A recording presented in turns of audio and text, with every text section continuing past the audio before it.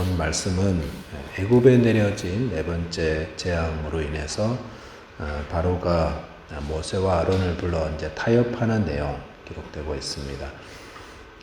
타협이라는 것은 바른 신앙의 모습이 아닌데 우리 삶에 참 신앙생활 하면서 타협을 참 많이 합니다. 본문을 통해서 우리가 바른 신앙에 대한 거 함께 살펴보며 하나님을 정직하게 바르게 섬기게 되시기 바라겠습니다. 첫째로 묵상할 내용은 신앙의 중간지대를 벗어나자라는 겁니다.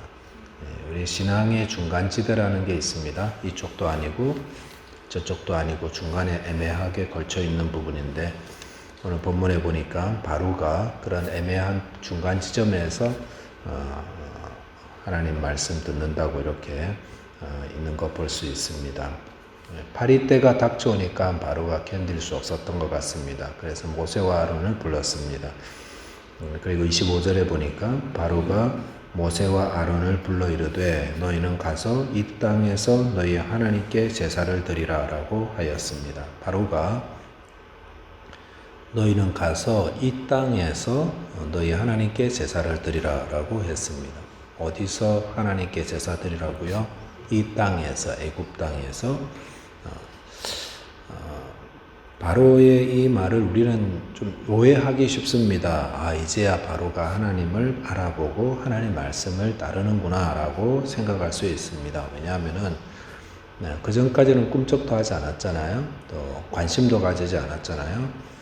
근데 이제는 하나님을 알아보기 시작했고 하나님께 제사 드리라고 허락도 하고 대단히 큰 변화다라고 생각하면은 오해죠. 왜냐하면은 이건 순종이 아니라 타협이기 때문입니다.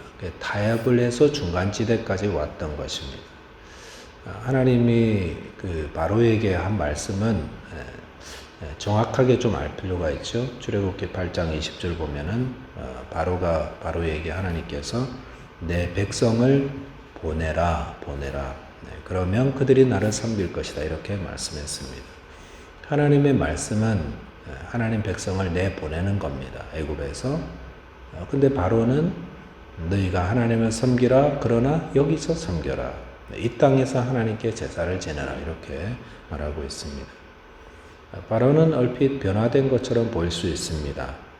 이스라엘을 위하는 것 같고 또 하나님 말씀을 따르는 것처럼 보이는데 원래 하나님 주신 명령과 비교해 보면 하나님 명령대로 행하는 것이 아니다라는 걸 알 수가 있습니다. 근데 왜 바로는 그러면은 이스라엘 백성을 내보내지 않고 그 땅에서 머물면서 하나님 섬기라 그랬을까요? 그게 바로의 욕심 때문에 욕심. 애굽에 머물면서 하나님 섬기면 이스라엘 백성들 어떻습니까? 그 출애굽한 이스라엘 백성들 숫자가 장정만 60만이니까 바로 말대로 그 60만의 이스라엘 백성들이 애굽에 머물면서 지금 계속 노동력을 제공하고 있잖아요. 근데 그 60만의 노동력이 사라져 버린다는 것은 대단한 손해죠. 대단한 마이너스죠. 그러니까 그거를 포기하지 않는 한 하나님 말씀에 순종하기보다 이렇게 타협하게 되는 거죠. 타협하게. 그러니까 하나님 말씀하신 거, 내 욕심, 중간쯤 이렇게 자리 잡는 거. 그게 하나님과 타협하려는 건데 바른 신앙의 모습이 아닙니다.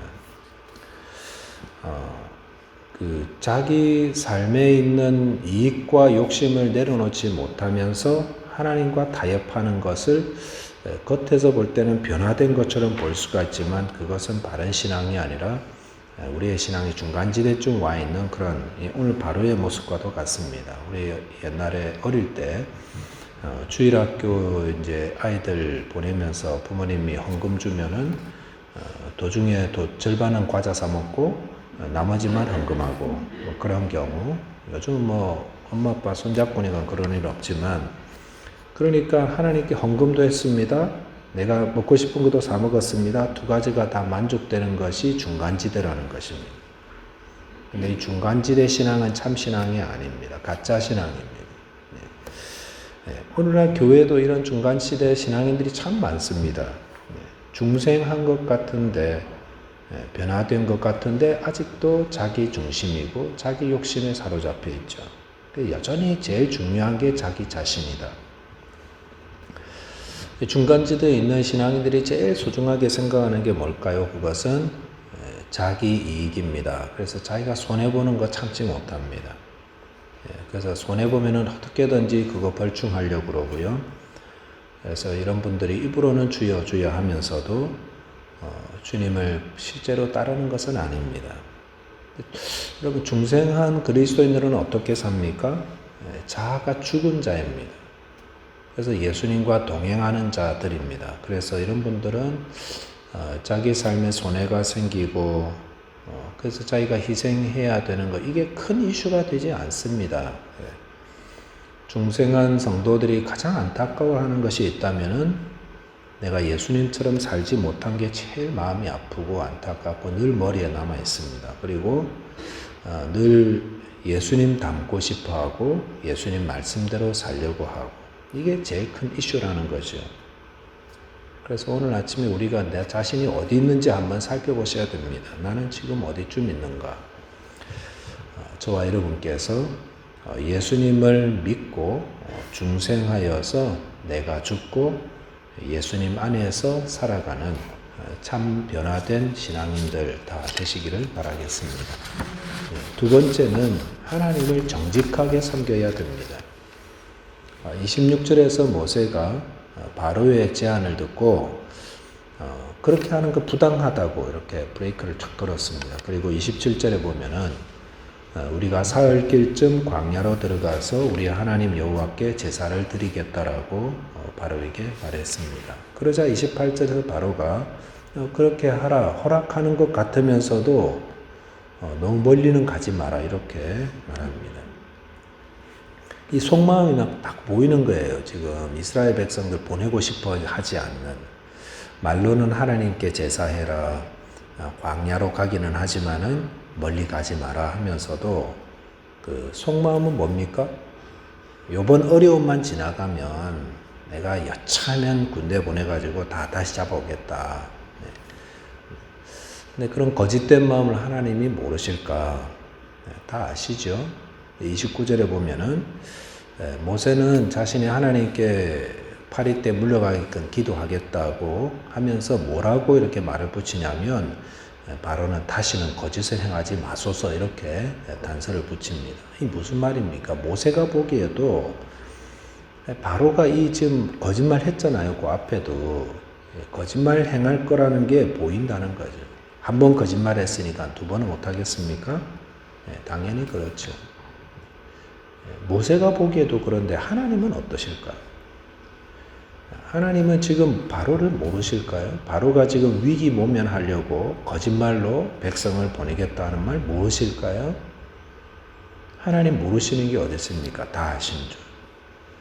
하나님은 우리의 외모보다 늘 중심을 보시는 분인데 또 이미 다 볼 수 있는 분인데 그거 왜 다 모르시겠습니까? 그렇다면 여기서 또 한 가지 질문이 나오죠. 그러면 하나님이 그 바로의 그 거짓말하는 거 다 알면서도 속아주는 겁니까? 하나님이 그걸 알았으면은 바로에게 너 지금 거짓말하는 거 아니? 너 속마음은 그거 아니잖아. 이렇게 몰아칠 수도 있는데 하나님이 그렇게 하지 않으셨습니다. 그냥 저희가 보기에는 그냥 속아주는 것 같습니다. 그래서 파리 때 물리쳐 달라는 모세의 기도 들으시고 파리 때를 물리쳐 주는 것 같다는 거죠. 바로가 자기 마음에 그 거짓된 것들을 교묘하게 감추었으니까 하나님이 모르시는 게 아닙니다. 우리는 하나님을 속일 수가 없습니다. 하나님이 또 우리를 속아주는 것도 아닙니다. 그것은 바로가 이 거짓을 통해서 하나님의 뜻을 이루어가고 있다라는 것입니다. 하나님의 뜻이 무엇인가? 온 천지에 하나님의 능력을 드러내는 것. 그게 하나님의 뜻이에요. 그 바로가 지금 그 일을 하고 있다라는 겁니다. 바로가 거짓말을 하고 또 이스라엘 보내지 않고 그걸 보내지 않으면 또 하나님이 뭐 하십니까? 계속해서 재앙을 내릴 거예요. 그러면서 그 재앙을 통해서 뭐가 나타납니까? 하나님이 온 만물의 주인이시다. 모든 것들의 근본이 되시다라는 것들을 그 재앙을 통해 자꾸 드러나는 겁니다. 누구를 통해서 드러나죠? 거짓을 행하는 바로를 통해서. 바로의 거짓을 통해서 하나님의 영광과 하나님의 능력이 계속 드러나게 되는 것입니다. 하나님은 우리가 속일 수 있는 분이 아닙니다. 갈라디아서 6장 7절에 보면은 너희는 스스로 속이지 말라. 하나님은 업신여김을 받지 아니하시나니 사람이 무엇으로 심든지 그대로 거두리라 라고 하셨는데 오늘 말씀에 꼭 맞아요. 하나님을 우리가 속여서 누군가에게 속이면은 되게 막 기분 나쁘잖아요. 하나님은 그럴 뿐이 아니에요. 우리가 하나님 속인다고 하나님은 막 속아가지고 막 기분 나쁘시고 그럴 뿐이 아니세요. 오히려 하나님을 속이려고 들면서 우리가 거짓을 행하면 그 거짓에 대한 씨앗을 우리가 뿌린 거고 그 씨앗의 열매를 우리가 돌려받게 됩니다. 누가 돌려받아요? 하나님을 속인 바로가 돌려받습니다. 그는 하나님 앞에서 계속해서 거짓말을 이어갔습니다. 그러면서 바로는 하나님의 재앙을 10번이나 재앙으로 자꾸 되돌려받는 거예요. 거짓의 씨앗을 뿌려서 그 재앙을 계속 돌려받는 겁니다. 그랬을 때 애굽은 어떻게 됐을까요? 쑥대밭이 되고 쑥대밭이 지금 처음에 물재앙 겪었죠. 개구리 재앙 겪었죠. 이재앙 겪었죠. 파리재앙 겪었죠.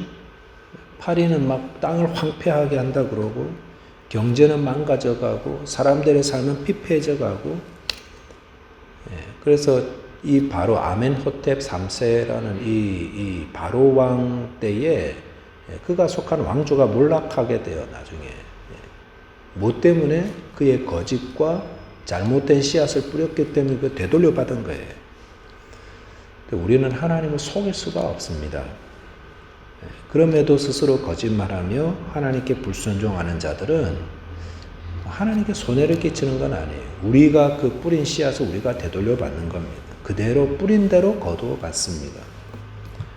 그래서 우리가 하나님 앞에서 정직해야 합니다. 하나님께 이렇게 막 머리 쓰지 마시고요. 자기의 부족함이 드러나면 그냥 정직하게 나아가서 하나님께 혹시 나의 잘못이 있으면 회개하시고 또 순종하지 못한 거 있으면 순종하시고 또 그게 가장 지혜롭고 복된 모습.